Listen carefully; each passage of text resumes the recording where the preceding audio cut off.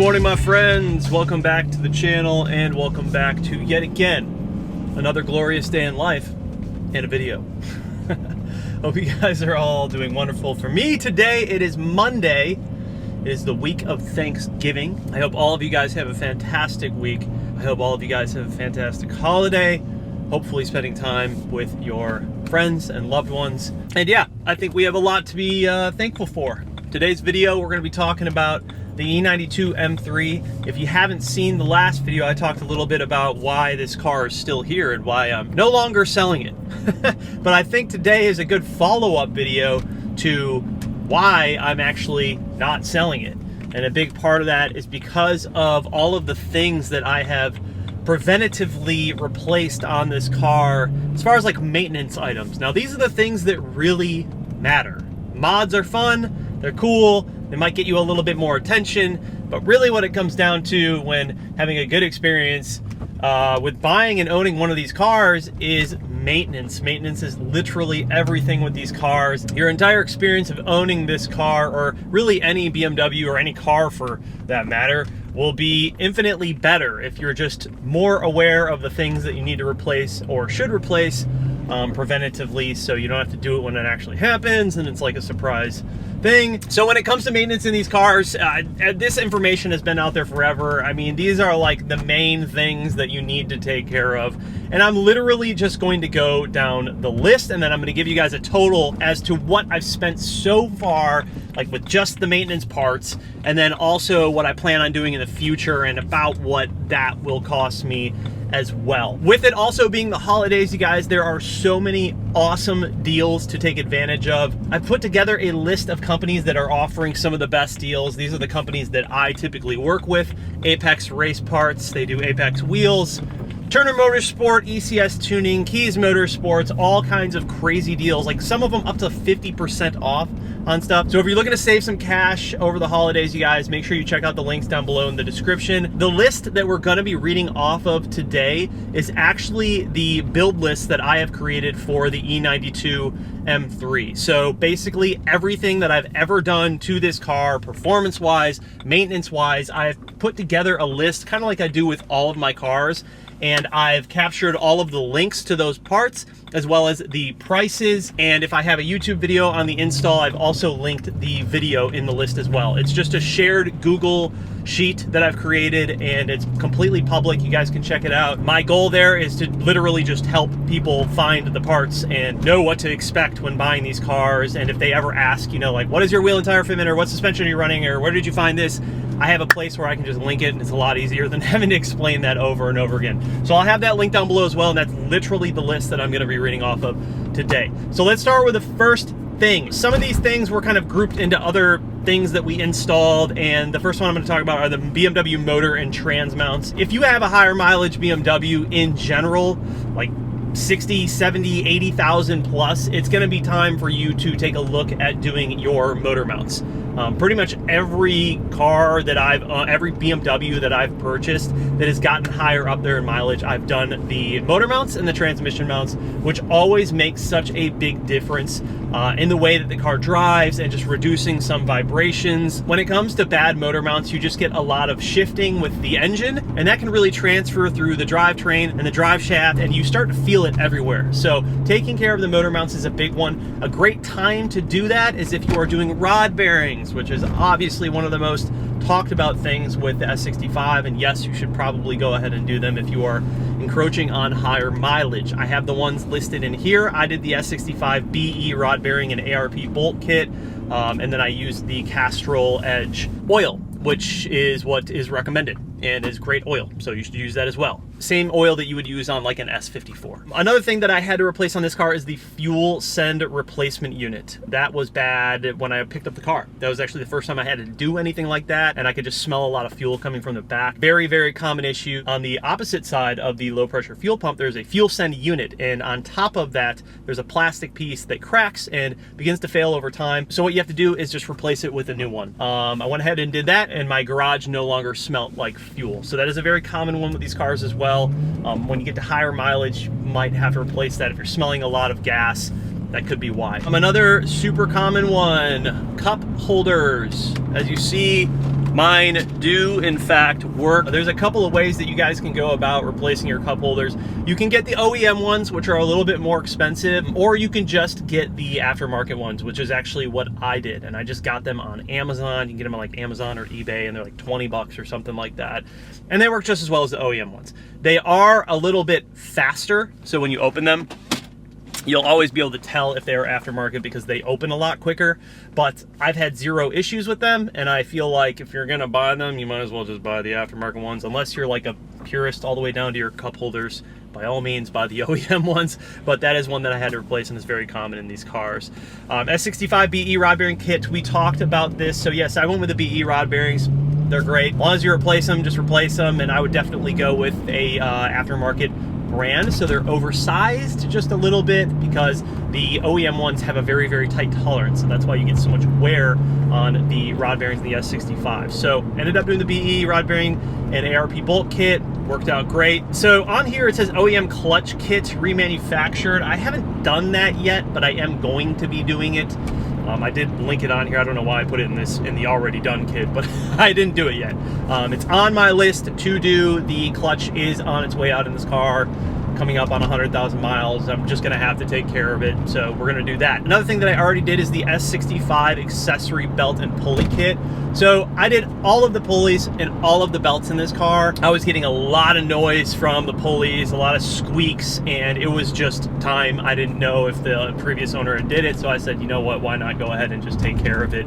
We also did a full video on that install, and that will be linked in the sheet as well. While we were in there, we also did the water pump, and we did the upgraded water pump, which is the full, it's completely metal. The factory water pump has a plastic impeller, and a lot of times that can crack over time, fail. And so I just went ahead and upgraded to the metal ones, and it's been great, no issues. Windshield replacement cowl kit, windshield trim, you guys know the deal, man. Those trims just go old and flake over time. Had to replace all of those.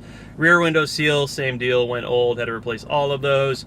Drive shaft center support bearing. So this is a super common one. If you guys have ever heard the infamous cowbell that comes from your drive shaft, ding, ding, ding. I think I included it in a video actually once. Barely hear it.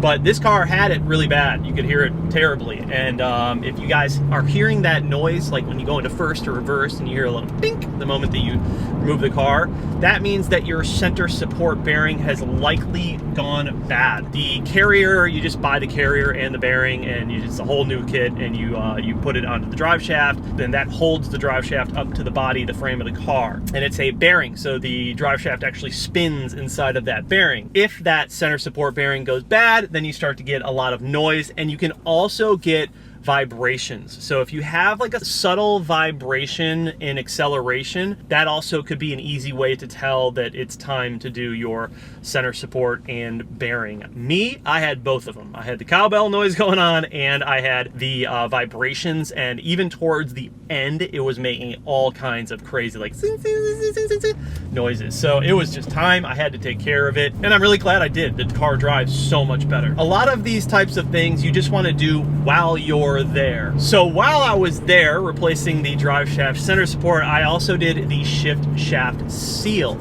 So the shift shaft seal, if you guys don't know what that is, where your shift selector rod comes out of the transmission, there's actually a seal there to ensure the transmission fluid doesn't fly all over your drive shaft and exhaust and just smoke out your car completely.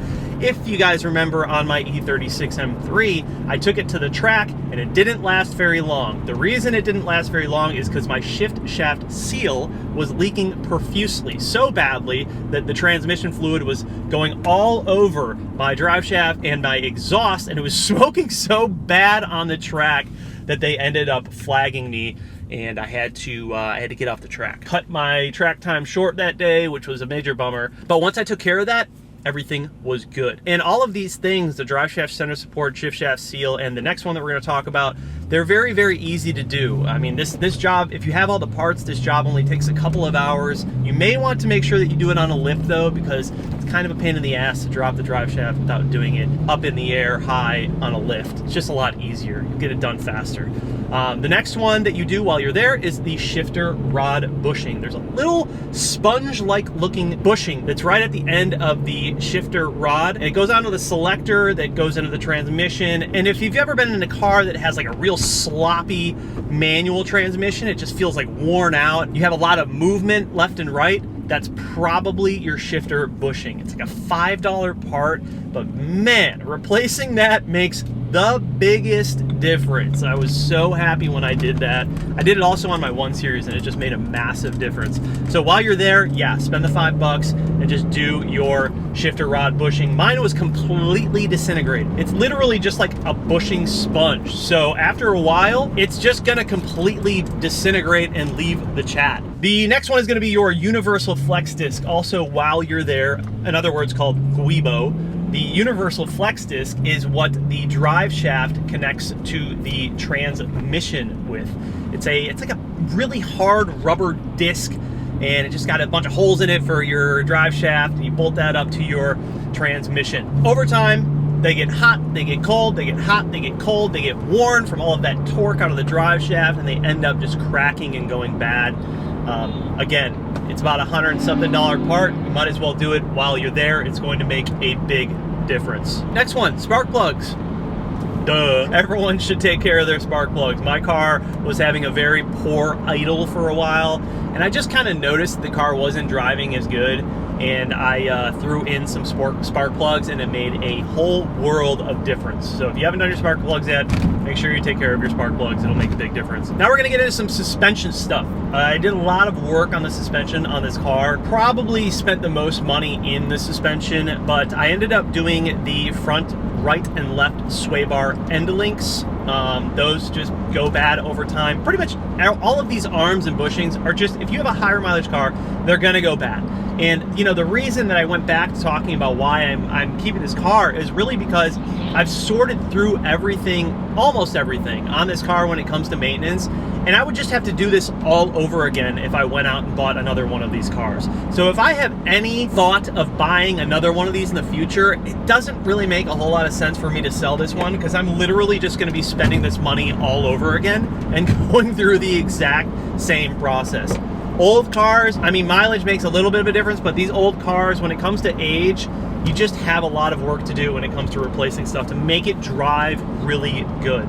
Replacing a lot of these parts, man, it's literally like a new car. Like, this car feels like probably pretty close to how it felt in 2008 when it was made, because I've really gone through and just sorted everything out. It just drives so good. I'm so happy with the way that this car drives, and that's ultimately why I got cold feet. I did all this work at last minute, and I was like, man, it's just so good, and it's just such a solid car right now. I would just be losing my ass on everything that I've done. So front, left and right sway bar end links.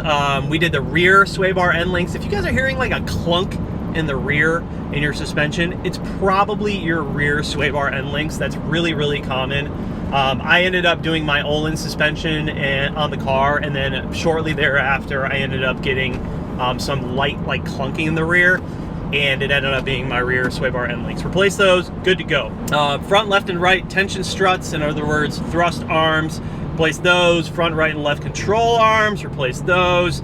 If you guys are struggling with alignments, or let's say that you think it's an alignment, or you think it's like a wheel that's out of balance and you're getting some shaking in the steering wheel up front, if you've gone through the car alignment wise and weighing your tires and wheels and everything, and everything seems to be good, if you're still getting some vibrations and some shaking, you should probably check your suspension bushings up front, because a lot of times it could be that.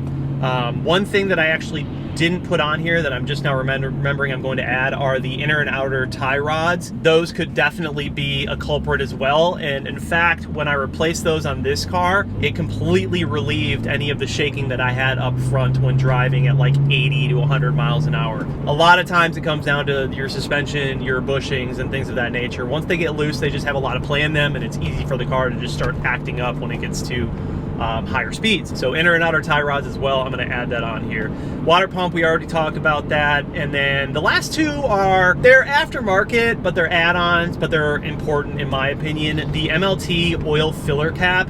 Now this is a new oil filler cap that they just released and they sent it to me. And basically the way that this oil filler cap works, if you guys have factory valve covers, you already know that the oil filler caps, they all leak. It doesn't matter what you do. I've tried multiple fixes. Some of the fixes help for a little bit, but they don't last. And eventually they just start leaking again out of the top of the oil filler cap. That oil starts going down your valve covers, starts going onto your block, and it just gets all over the place, especially if you don't like take care of it and keep cleaning it up. It gets everywhere. So if you don't want a messy engine bay, you don't want a messy block or valve cover, this is a good thing to replace if you're not gonna replace your valve covers. This is the MLT oil filler cap, and the way it works is you twist it onto the valve cover, and then there's actually a top portion that also twists while the bottom portion stays still, and it creates a tighter seal with that cap. So it's like a two-piece oil filler cap that screws on and just tightens up. It's really, really good, highly recommended, and it's made out of metal as well, unlike the plastic ones, so it's a little bit more. And they have like different cool finishes as well. So I'll have all that stuff linked in there. And then also the MLT metal under tray. Definitely a maintenance item in my opinion. It's an upgrade, but I would not just get the plastic or the felt ones that come on these cars. They're just gonna fail again. Get the metal ones. The MLT, in my opinion, is the one that I like. There's a lot of different brands. There's like a Turner one, ECS, they all make them too, but I really like the MLT one. It's one piece, it's really easy to install, and it gets the job done. So all of that stuff right there, we're looking at about $5,551 in just maintenance items, you guys. That's just maintenance stuff, and I've done that in the past. I've had this car for like almost a year. So let's talk about the things that I haven't done yet that I need to do. Idle air control valve, aluminum valve cover set. I am gonna do those. Salon aluminum Vanos caps. That's a big one, dude, because the ones that originally come on this car are plastic, and these are all things that I haven't done yet.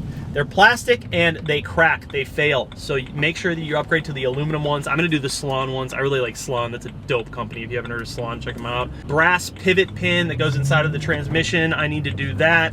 I need to do the clutch slave cylinder. I need to do the OEM clutch kit, which is one I accidentally labeled that earlier. And I also need to do the fuel tank breather valve, throttle body actuators. I haven't done those yet, and I need to get them done. That is going to be an expensive one, but it's got to happen. It's easy to do, it's just expensive. And full set of 8 fuel injectors. That comes out to another $5,500. So there you go. It's going to be like $11,000 in maintenance, you know, if I were to pay full price for everything and do all the labor myself.